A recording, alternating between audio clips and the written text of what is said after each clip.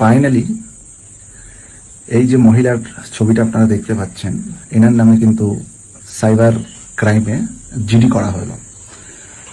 দেশে যখন এরকম একটা পরিস্থিতি, যুদ্ধ, এই সস্তার অশিক্ষিত মূর্খ যাদের এতটুকু যোগ্যতা নেই, ভারতীয় সেনার ইউনিফর্ম পরে রাস্তায় রাস্তায় মুজরা ডান্স, পাছা দোলানো, অসভ্য অশিক্ষিত ভিখারি ঘরের বাড়ির মহিলারা, তাদের কোনো যোগ্যতা নেই এই ইউনিফর্মটা পরার। এই ইউনিফর্ম পরার কারণে এবং রাস্তায় এই ধরনের ড্রেস পরে নোংরা ডান্স করায় একটা ভারতীয় সেনার ইউনিফর্মকে অসম্মান করাতে আমাদের একজন ফৌজি ভাই, সে কিন্তু সাইবার ক্রাইমে তার নামে রিপোর্ট করেছে। এবার দেখো খেলাটা কি হয়।